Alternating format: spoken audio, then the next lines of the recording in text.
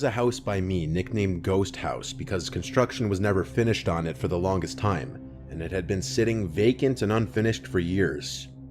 It was on an already kind of sketchy block with a lot of houses that appeared to be either vacant or the owners of the houses just don't care about their properties because there's a lot of overgrown grass and weeds. My friends Jenny, Luca, Kylie, and I were bored just driving around town late one night. We got some fast food. Then Luca floated the idea of checking out the ghost house. Like, actually checking it out, going inside.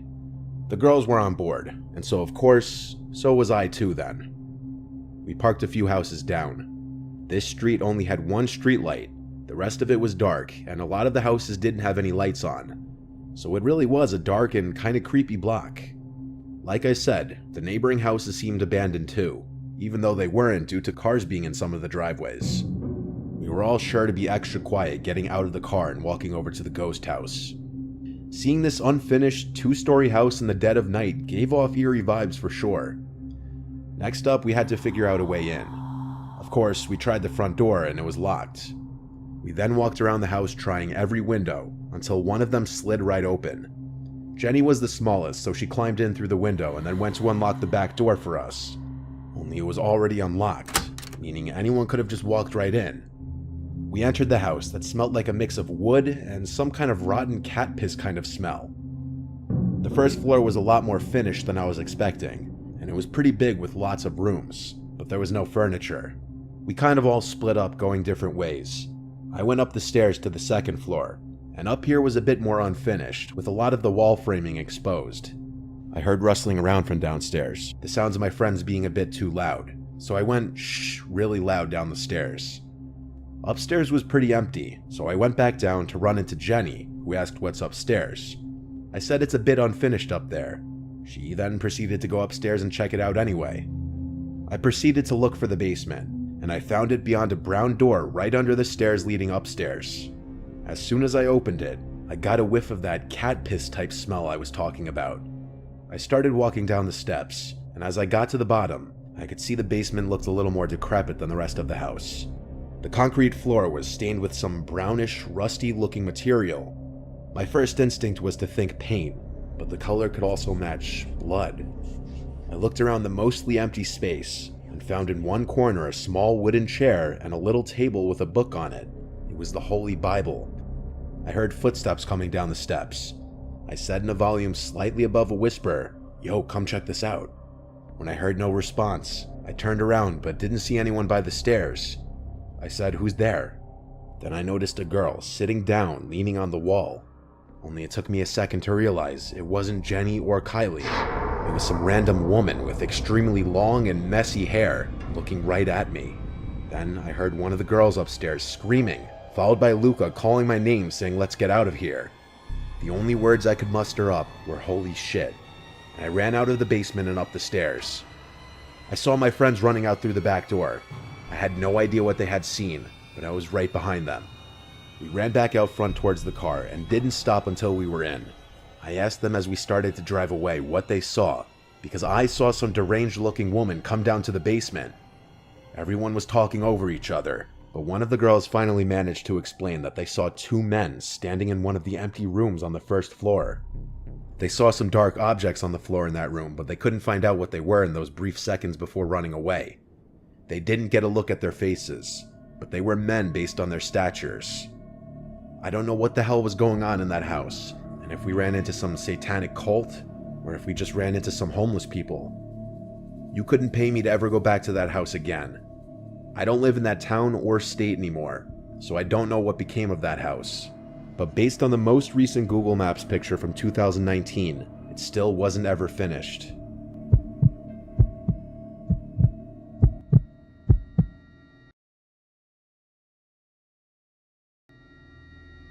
My friends and I live in a very nice area. Try and picture the quintessential suburban neighborhood. It's relatively quiet, and people are used to the secluded, isolated feel it provides.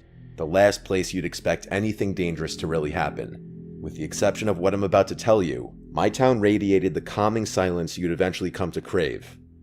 This happened a few summers ago, and as much as I try to resist it, I will never be able to erase the memory from my mind. Anyway, My friend Chaz and I had always been those kids to try to cause trouble wherever we could. Looking back, I struggled to justify our behavior.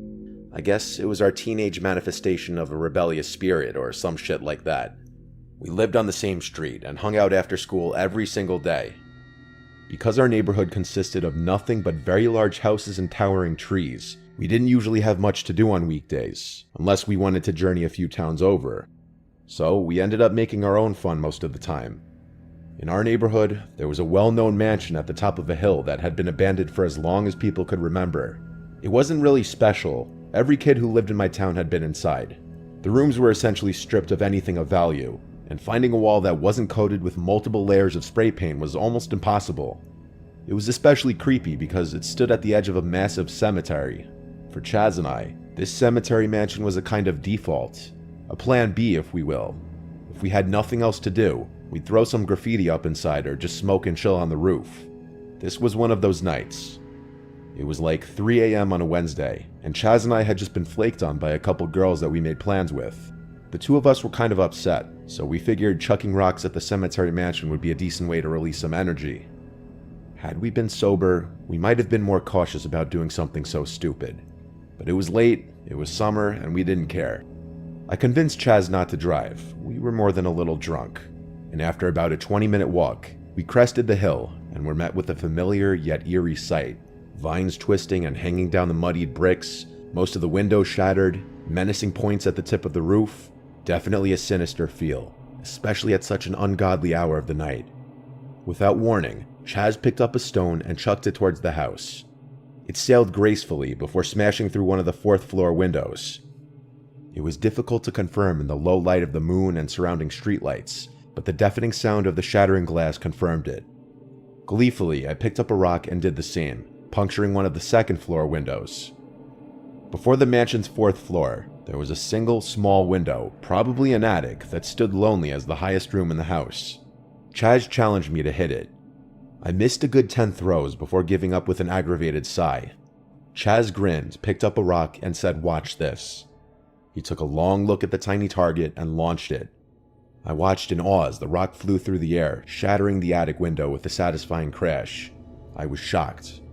The two of us stood there for a second, admiring what just happened. Chaz was about to pick up another rock, when I, still looking at the shattered window, saw a dark object fly out of the emptiness and sail down towards us. I literally jumped, confused as to what I just saw. Chaz and I looked down at the rock that had just landed on the gravel in front of us, the exact same rock Chaz had just thrown. It was easily recognizable, as it had a sort of Z imprint on one of the faces. The two of us stood there in silence, obviously a little shaken up. It was really late for other kids to be doing the same thing we were, but that was the only explanation we could come up with. We agreed that it must have been a group of teenagers trying to mess with us, an idea that actually excited us. The devious grins on our faces told the story. We were going to try and get the jump on them before they could scare us.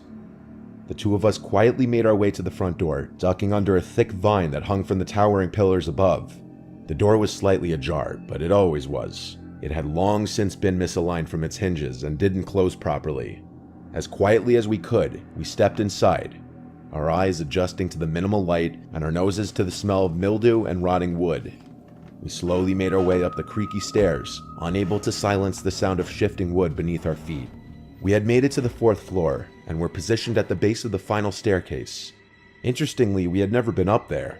The entrance to the roof was on the opposite side of the house, and this room must have eluded us. Chaz took the lead, and I followed directly behind. The staircase led to a small wooden door, which we presumed was the attic door. Chaz put a hand on the doorknob, and even looked back at me. I nodded, and in one fluid motion, he flung the door open. Before I could even see anything, I was struck by the smell that made me take a few reactionary steps backward. It was disgusting. It smelled like death and rot. Something was clearly decaying in that room. Chaz covered his nose and entered.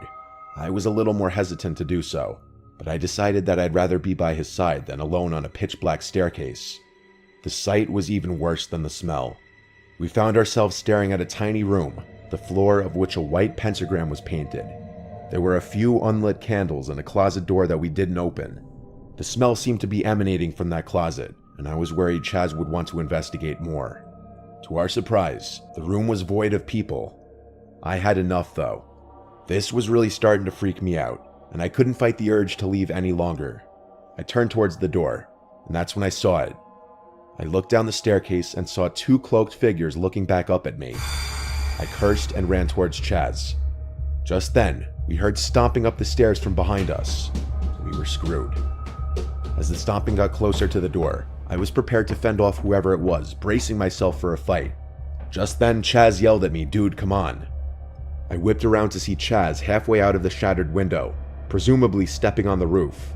I hurriedly did the same, and the second I made it onto the roof, I heard the door forcefully open.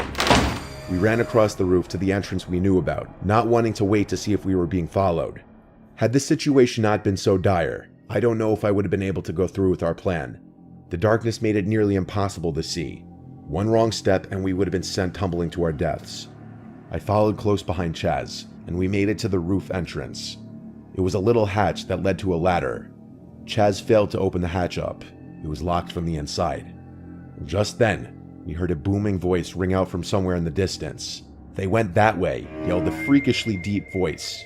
To this day, it was the scariest thing I've ever heard anyone say. Without thinking, I stomped on the hatch as hard as I could with my right foot, and it gave way in a crash loud enough to reveal our position to anyone in the house, let alone someone chasing us on the roof. The force of the impact caused me to fall into the hole, and had it not been for my hands reflexively grabbing the ladder, I wouldn't have been seriously hurt. Chaz screamed at me to go, so I climbed down as fast as I could, trying to ignore the pain in my leg.